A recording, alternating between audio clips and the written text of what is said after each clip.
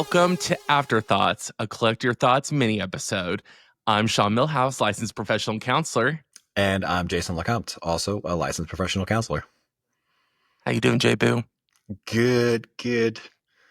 Just came in from a little coffee date this morning. I got to actually talk about our work that we do and kind of like my journey from switching careers and going into grad school and how I found my current profession. It's it's a joy to talk about it, but it's a friend of mine who was interested. So yeah, it was fun. Yeah. How are you? Nice.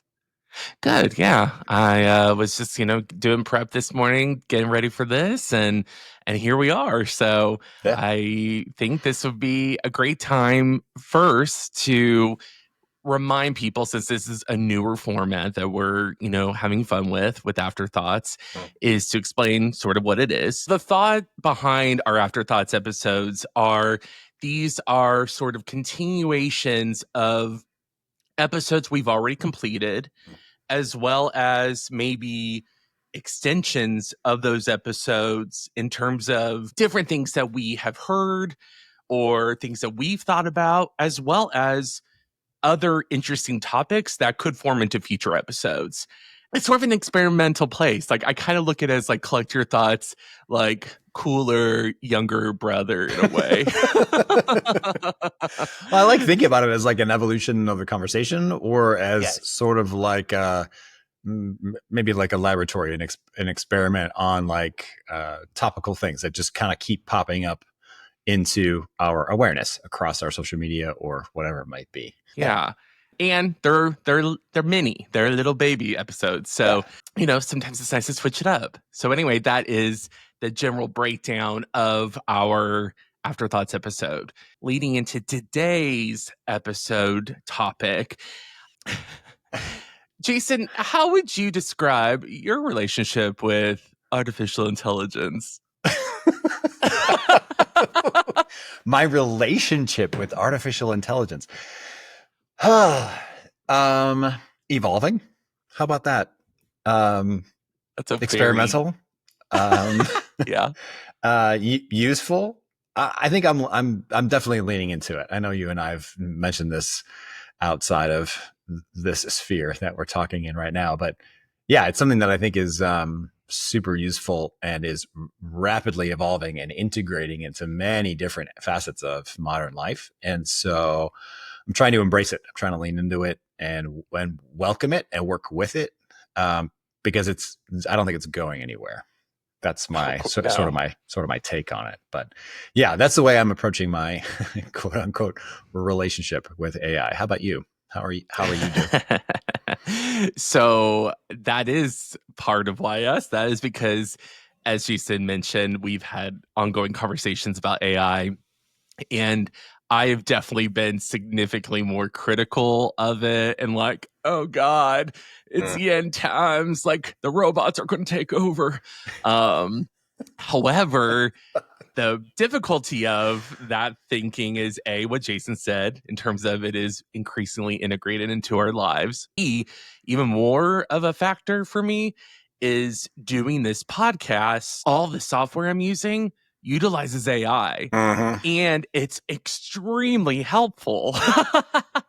Imagine that. So it really is, showing me, and of course, this is what I've read as well. It's about how we use it and how we also don't use it, because, as many wonderful things come with it, we also know that we are basically cooking up a generation of young people that maybe don't know how to do basic writing or critical thinking skills, because they're just putting this stuff into their ChatGPT or another AI system.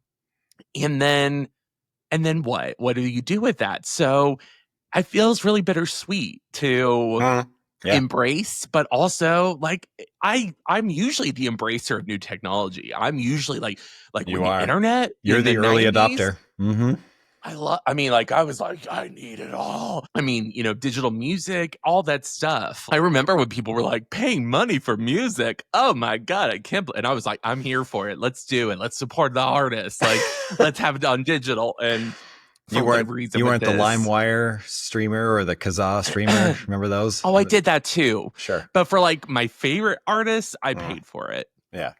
Yeah. Because, that's how I roll. So with this topic in mind, I, shockingly enough, came across an Instagram post and it was about mental health. Mm. And I saw it and immediately was like, ooh, wait, this is actually really good information. Yeah. And so I thought, like, I asked, you, Jason, like, hey, do you think this would be cool for a little Afterthoughts episode? And he said, hey, I think so. I think I said, let's crack this open because this could be like 4 full episodes. It could, but yeah, we're gonna be good. Before we jump into the real meat of it, I wanted to first mention, what the Instagram page, the post itself, and sort of the basic content, and then we're gonna go back over everything in a little more detail and break it all down. The Instagram page is called AI Researches, which is at AI Researches, and this was posted on Tuesday, July 22nd. And the post basically said ChatGPT was asked what the most brutal truths in psychology were. These were the answers. They always have to give you that little like, hey, check this out. You're going to want to read it. And of course it works.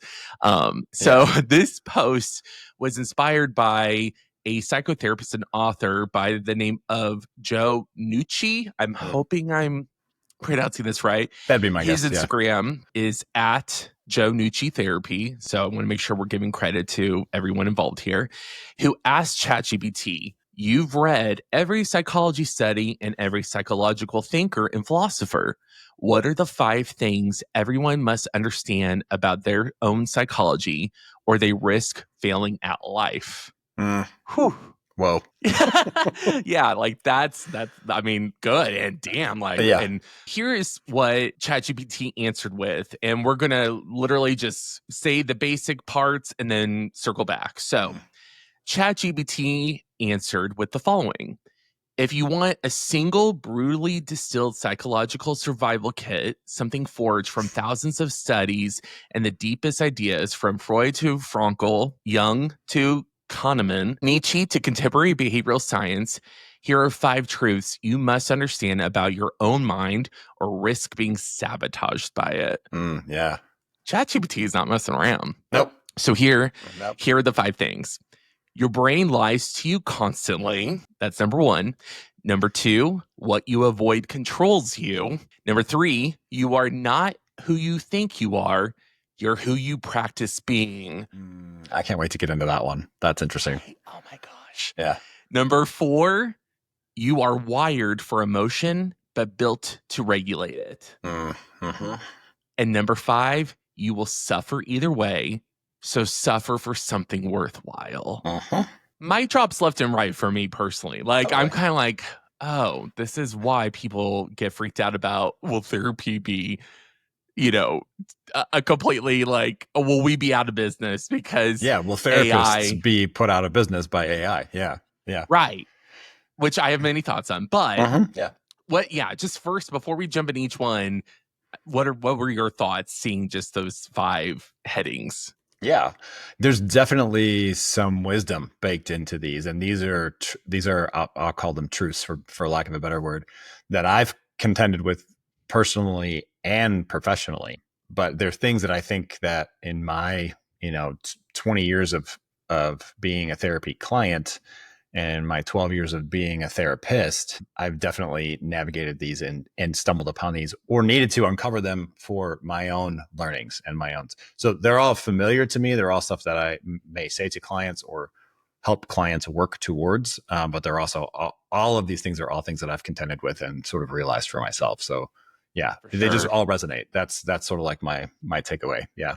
And you're nodding your head. You're saying, yeah. Yeah. Oh yeah. Yeah. I mean, I think it's synthesized so well. Like, that's whole point of artificial intelligence is they give you information, but word it in probably the clearest and briefest of ways, unless you ask for more information. So yeah, completely agree with you on everything you said, Jason. And some of these too, I notice they are their topics or their themes that some of even my favorite authors, psychological authors or otherwise, pop up with. Number 5 in particular, you will suffer either way. So suffer for something worthwhile. Mark Manson talks about that. He's like, figure out a problem that you want to work on in your life and be intentional about working on it. Otherwise, you're just going to be handed problems and you're going to have to solve them all the time, right? So he's like, choose how you're going to suffer. Choose your problem. So yeah, we'll get more into that. Going back to number 1, your brain lies to you constantly. And so here's the expansion of that. You are not a passive observer of reality. You are a narrator. Your brain invents stories that feel true, but are often built on cognitive biases, emotional residue, and past wounds. Knowing this lets you question your reactions instead of obeying them. That's you just mentioned that in our last episode that we recorded. Yeah, I think I said something along the lines of, and I'm not sure, I was going to actually look it up while you were talking, but I didn't have enough time.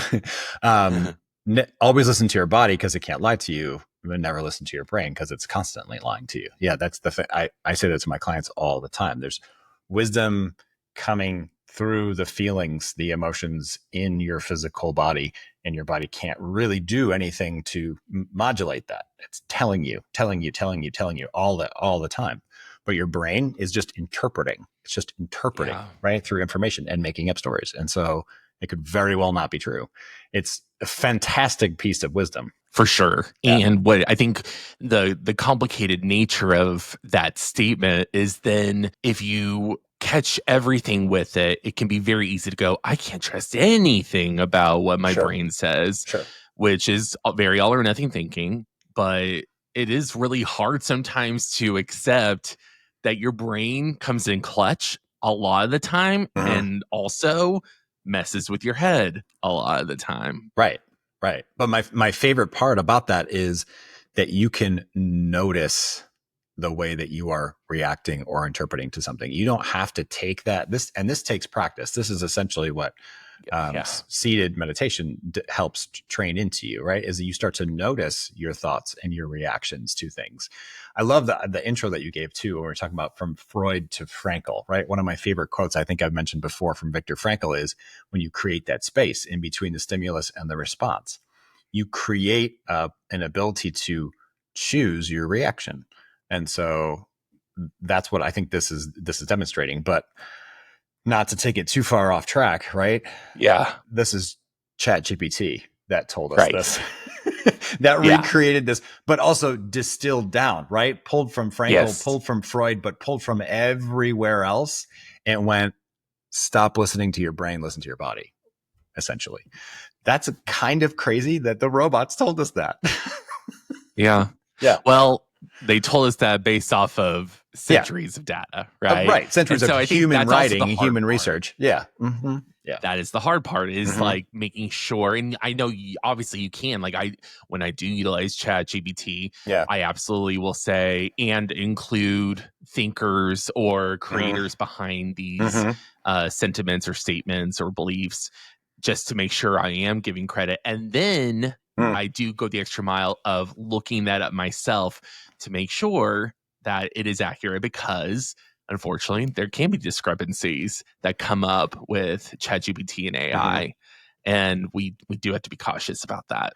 So I think the crux of the problem, and we're probably going to run into this whole mini episode, is if we continually rely on this information as the information, how do we find out new information? How do we continue to study and research and uncover more truths that we've done ourselves? Like you just said, we've done centuries of study and research and and learnings about our own behavior. And we've fed it into this computer, and this computer can synthesize it and summarize it so succinctly that we go, yes, that's a truth. But also there's other truths out there waiting for us to discover that the robots aren't going to be able to help us with, at least not right now. Right. So we have to, I think for me, what's going to be the lesson in all of this is like, we have to continue to use AI as a tool and not as a replacement for real scientific research or real, like you said, critical thinking, right? We have to still be able to create and observe and resolve things on our own and use AI as a tool to help us. So yeah, not to get, not to go on my soapbox, No, but no, no. I but mean, yeah, I'm right there with you, bud. yeah. Yeah. All right. So number two, Mm. going over it again. What you avoid controls you, I, which I feel attacked by that phrase. but like that is yes, and Seen and attacked. I Yes. well, and it's just like, yeah, this Mm-hmm. is the ultimate lesson I've learned in my own work, and Yep. that I've also Yep. I do so much work with clients on. So Mm-hmm. to expand on what AI said, they basically said avoidance feels like relief in the short term, Uh-huh. but every time you dodge discomfort, you strengthen fear, shame, procrastination, or resentment. Healing, growth, success all require learning to lean into discomfort on purpose. There's a Brene of Oof. them in there, I think. Oh, Leaning into discomfort, right? she's everywhere. She's everywhere. I say a version of this. I say avoidance by avoiding you're trading short term comfort for long term dysfunction. I typically talk about it in relationships. That's what we're doing. If we're avoiding having the hard conversations, then what we're doing is trading that comfort right now for it's just going to get worse. It's just going to continue to pile up over the long term. Yeah. For sure. Yeah. The way I also word that is on the other side of the thing you're avoiding is your truth. Usually it takes tackling something difficult in the short term to get the long term you desire. Right. Well, so here's where I think this works really well, right? Anybody can use ChatGPT and anyone can put in these prompts and anybody can get this wisdom distilled out to them. How? How are you going to change that? Right. That's where I think we still come in.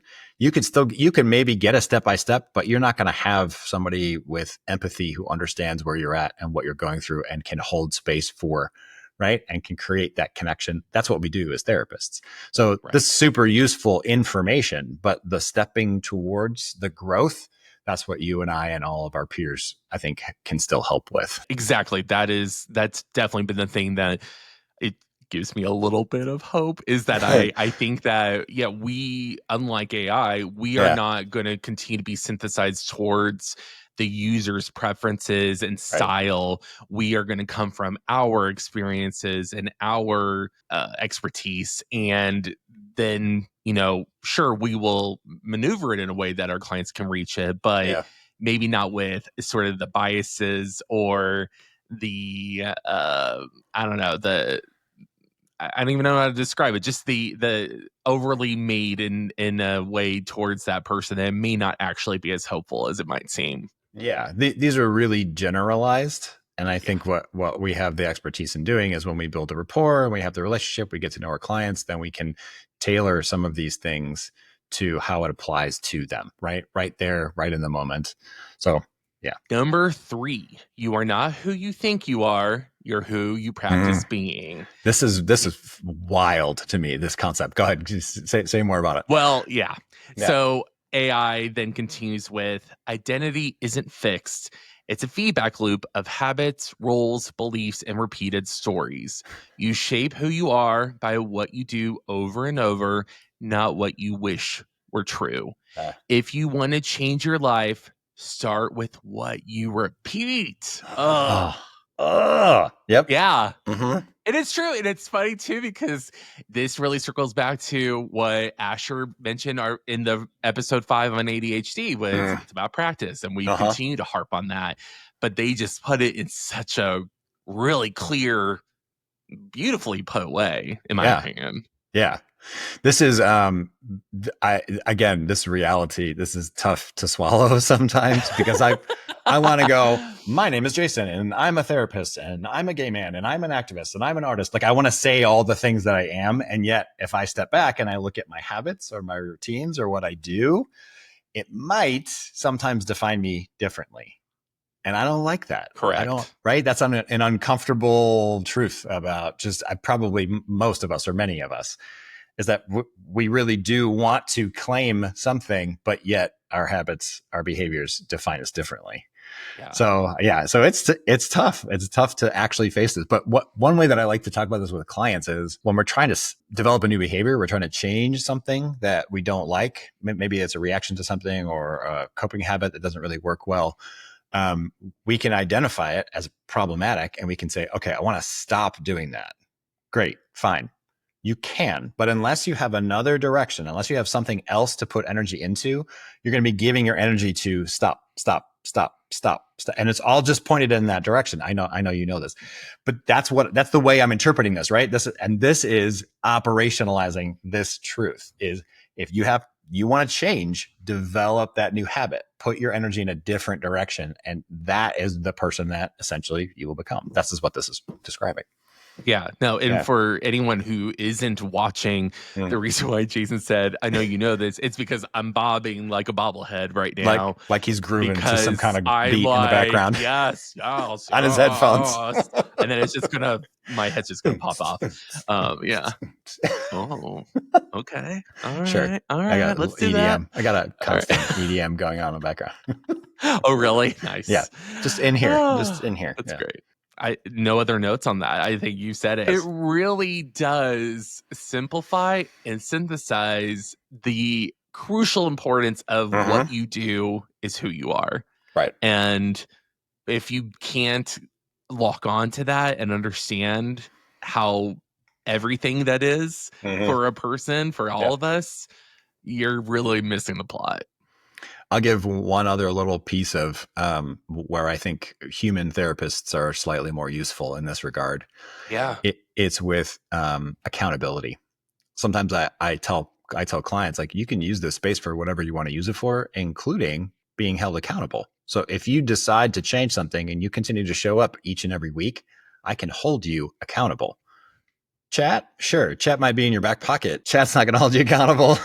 Chat's not going to give you a Some disapproving might look. disagree with that, Jason. I mean, maybe, right? But like, I just feel like there's all sorts of layers. And well, you know what? Argue back. What's your point? What's your disagreement?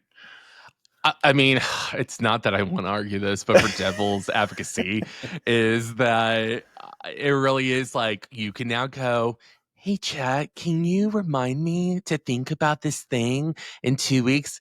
Okay, Sean, I will do that for you. Is there anything else you like? Like, you know? Instead of like maybe hearing, oh God, there's Jason. He's gonna, say this and this to me in my therapy session and blah blah blah blah blah. Like, see, I don't feel you're not in home with them. You're not trapped in their phone. Right. You're right. I think maybe this is a generational difference. I'm gonna own that. Okay. But I don't feel accountable to an app on my phone. I don't feel right. I don't necessarily feel like I have to appease someone or report back to something on my phone, or I don't have to, like, that's not accountability to me. And again, this might be a generational difference, right? People who grew up with smartphones in their pockets, that might be something that they do. That is a way that they hold themselves accountable, is by using a tool like an app or like an AI. But for me, it's much more powerful when it comes from a person, when it's a discussion, when it's somebody who knows me and knows what I'm working towards, holding space for my failures, for my resistance towards change, and can help break it down further or help guide me right in that direction. So that's all I'm saying. I think that the key thing that you were mentioning is the generational aspect, because that is also what all of the research is showing, is that a lot of younger people are struggling to relate with each other in deeper, more emotionally complex ways. And maybe are resisting that. So then they don't get what we got growing up, because we didn't have all these things that simplify and make our lives efficient, but then also take away some of those crucial points. In prep for this episode, I was listening to an interview with Sam Altman, who is the CEO of OpenAI, the creator of ChatGPT, for anybody who doesn't know. And he was talking about like the potential issues, potential problems with AI becoming sentient and taking over and all that kind of stuff. And he was mentioning some of the sort of like sci-fi movie scenarios and stuff like that. But one of the ones he said very real and already happening, and he can see it evolving into like a bigger, longer term problem, was people are becoming overly reliant on this, especially younger people, that they're putting every single decision in their life into chat, before they even do anything. That is disabling their decision-making process. They're no longer using it as a tool. They're using it as their own judgment. That freaked me out to hear that. At some point in your life, you're going to be in an impossible situation where you can't take the second to plug it into your phone, or you don't have that you don't have that available to you. You're going to have to critically in real time decide how to move forward, and you're going to be fucked. Like, it's just the reality of it. So that, to me, that's the scary. And then he took it, he was like, longer term, he's like, if we do this for generations, Chat GPT 7 or Chat GPT 8, like, that's going to be the thing running our governments. That's going to be the thing that the president uses to make decisions about whether we go to war or, and I'm like, oh my God, Sam, shut up. Like, I don't want to hear this. Like, it was, but it's a real, like, that's the reality of it. If we continue to rely on it so much, that's how it's going to affect us. Yeah. Thanks. And I think that to step back in that even further is, I would go out on a very secure limb to say that critical thinking has been drastically going downhill for the last decade in terms of people not checking sources, hashtag fake news, all that BS. And now we have a tool that further removes that critical thinking because it's just, or uses sources that are questionable within themselves to summarize information, right? I know we kind of started this episode talking about, like, maybe I'm on one side of the fence and you're on the other. It sounds like I'm arguing your side this entire way through, but it's absolutely true. The state of the American education system, the state of critical thinking that's being taught or encouraged in schools, it's really gone downhill. I would argue the last 20 or more years, not even just 10. I've seen a decline even longer than that. Correct. Yeah. No, I think the last 10 just feel the most remarkable from a very visible point of view, but I completely agree with you. Yeah. Yeah. The kids are not okay. And neither are the adults. Wow. So number 4, you are wired for emotion, but built to regulate it. The expansion of this is feeling your emotions is not enough. Mental health comes from being able to name, hold, and use your emotions, not be hijacked by them. The unregulated feel stuck. The regulated move forward even when it's hard. Love that. Everything. It's everything. Yeah. The real baked in irony to this this number 4 that I love is that this is coming from a disembodied creature, right? It's that doesn't have a body that produces emotions that need regulation. It's just telling us that we have the body and it's built for regulation. So I just think that's a really funny little piece of irony. It is. It's so hello, Earthling. I am here to give you knowledge. Like, it is so trippy. What do you think about that sentence? The unregulated feel stuck, the regulated move forward, even when it's hard. How would you talk about that with clients? I think the concept of stuckness is really, I really appreciate that wording of stuck has become more and more impactful, or I guess more and more like in the forefront of what's talked about in mental health and self-help, because I think it really gives a very visceral image or feeling about, when you feel stuck literally in something, it's really uncomfortable and it feels like it's pulling on you and you can't get out of it. And so to emotionally go there, if you can take the physical and make it into a thought that is then leading to an emotion about it, it really does, I think, paint that picture better for those who might struggle with knowing what that looks like to be regulated, to be unstuck. And so I really think that when I'm talking with clients, that's again where I'm saying, when you feel the way that you are feeling currently, what does that feel like in your body, in your mind, in your daily life? How does your emotional expression present itself? And thinking about other times when it felt like you were loose and free and having just this open stream of thoughts and feelings and behaviors. What did that feel like in comparison and in contrast? Right. And what are the differences? And usually people can come up with a variety of things that that they can go, oh yeah, I know that when I was feeling really good, I just felt like I had all this hope and I had, Yeah. motivation and da da da da da. And so Yeah. it's really about, I think, helping them reconnect to the actions that then allow them to do that, which also comes with what we talked about last episode with distress tolerance Mhm. and being able to handle that stuff so you don't get stuck. And especially, the word that I've definitely struggled with that I think so many people do is the hold and use your emotions, not be hijacked by them. Mm. Um, it's such a clear version of what it can feel like, that Yeah. hijacking where you're good, and then all of a sudden some experience from your past or something that happens in your present all of a sudden just takes you back to something else that is a maladaptive coping skill or a little T trauma or something. Right. And next thing you know, you can't shut it down. You're hijacked by it and you Mhm. don't know how to get unstuck. Yeah. That to me is really well worded. Yeah. Yeah. A lot of the work that I do comes back to being in your body. That's a huge part of it. An example though of something you just talked about was I see that happen a lot when people go home for the holidays. Oh, Young yeah. adults, maybe, or even middle-aged adults, where they go back and their siblings are there, and they slip right back into the role they played when they were 14 years old, and Yep.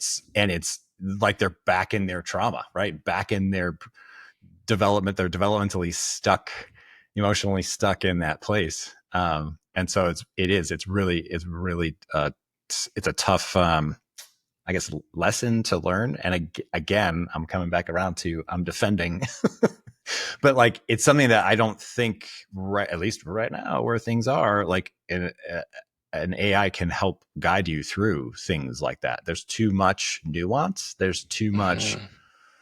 physical regulation. There's too much emotional dynamic that is too hard to feed into an AI to help you figure out the answer to that problem. There's got to be a real live somebody there with you who's helping you, right? Because we're working on all of those levels and more when we're working with somebody. So Yeah. yeah, again, uh, human therapists are awesome.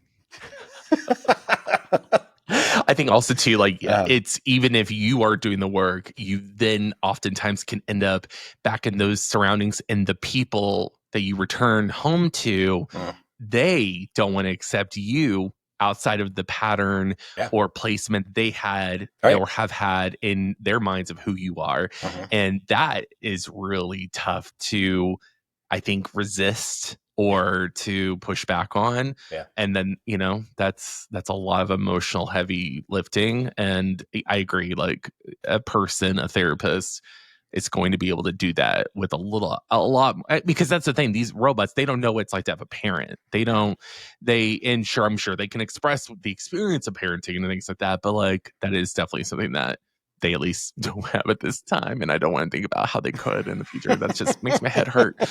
So, Yeah, anyway, yeah. all right. So then the last one, number Mm. 5. This is the one that we were both like, oh, yeah. Uh-huh. Number 5, you will suffer either way. So suffer for something worthwhile. It goes on to Yeah. say there is no life without pain, but there is a difference between meaningless pain and meaningful sacrifice. Purpose doesn't remove suffering, it gives it a reason. Avoiding suffering is a dead end. Choosing it wisely is the Mm. path to power.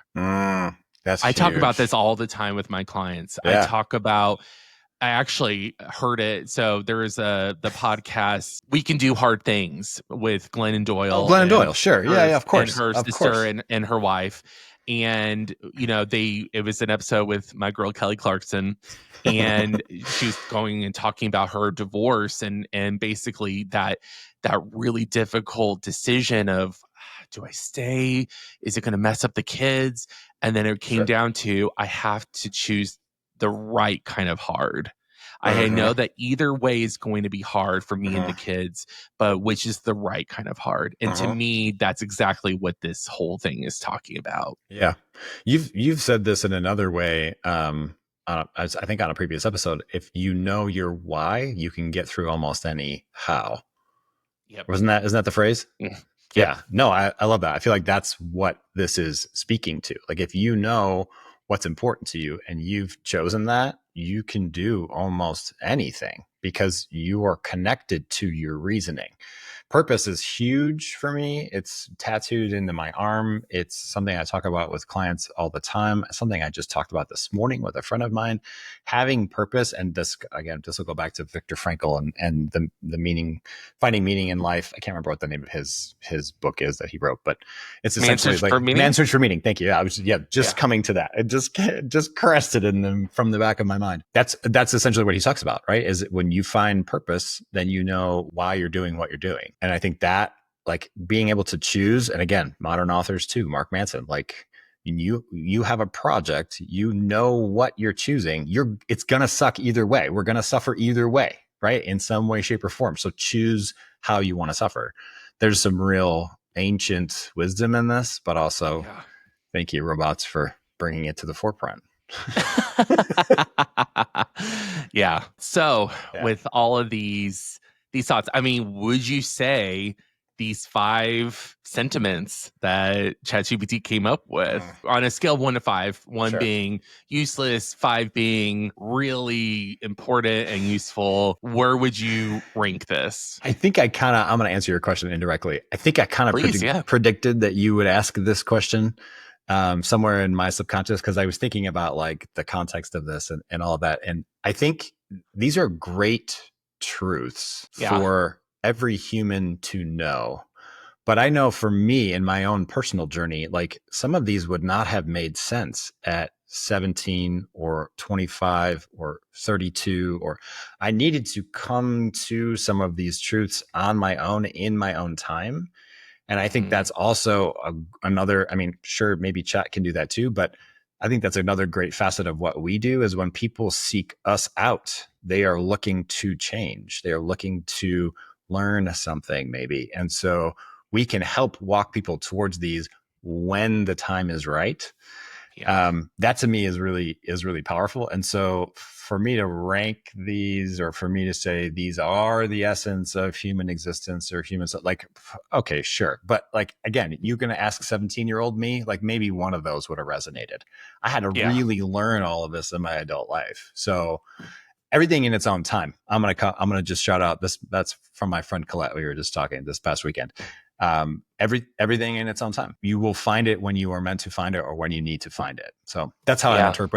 interpreting all of these. They're very important, and yeah, Yeah, I do appreciate about this post is that one thing about many books, whether they're self-help or psychology books, Hmm. is, and I know that they have to complete minimums to make it worthwhile for publishers to publish these books, but a lot of times they could be synthesized down to an email.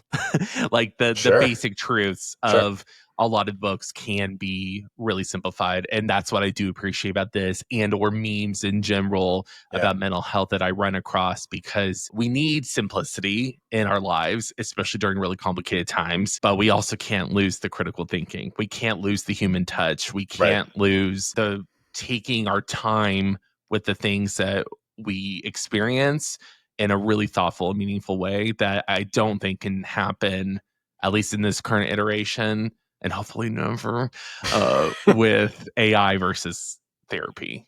sure, yeah, yeah. Well said. I agree. To wrap this all up, Mhm. I thought it'd be important for us to pose a question for our listeners, Okay. and anything that is kind of related to this topic for them to contemplate more deeply. Do you have a question that you would like to put out there for our people listening? I think if we're going to keep it on the topic and talk about relating it to AI, it would be maybe a challenge that I would issue. And that Mhm. would be, are you using the tools of the modern world as a tool, or are you becoming overly reliant, right? Are you avoiding learning a skill because it feels hard? Or is that potentially a skill that will serve you down the road if and when you don't have a phone in your back pocket, right? Yeah. This is something that I think, and there's this organization in itself has its own issues, just like any organization. But the Scouts of America, the Scouting of America, they teach actual real world survival skills. So if you are out in the woods and you are lost, like, how to start a fire, and how to build a tent, and how to, right? There's all these sort of like, you actually learn how to survive. And that's what I think some of this is undermining. Some of this over reliance on technology is undermining, is there are actual, and maybe it's not survival, right? Maybe it's relational. Maybe it's critical thinking. Maybe it's how to take care of a pet. Like, your chat can't tell you how to cuddle and love on your cat, right? You have to pay attention to your cat itself and take cues from your pet. You can't just have something tell you what to do or how to do it. You have to actually experience it. So that would be my challenge, just to be critical about how much we're using, or maybe overusing, some of our modern tools. How about you? Yeah, that's what my essential, I guess, the statement or call to action is, that make sure, if you are utilizing AI in any format, to remember that it will never replace actual lived experience. There's just no way it can't. Like, I can read all about falling in love, but the act of falling in love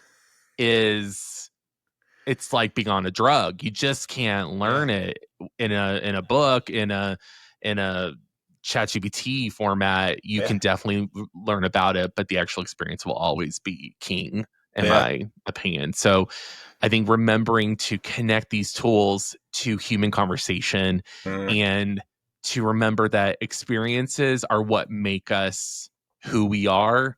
Not just, I mean, if it was just purely information, we would just be in school for the rest of our lives in a classroom, and never actually going and taking these things and making them real. We could just be brains in jars. Yeah, like, right? Walt Disney. But the experience, the felt experience, that is what happens in our bodies. So I'm just echoing that. Like, it's absolutely right. We could just be digital computers. We have to be able to experience these things. So yeah. And gosh darn it, we're better than that. That's great. That was an interesting convo. Thanks for that. I love this topic, and I want to keep bringing it back, because it's going to be relevant for probably through the end of our lives.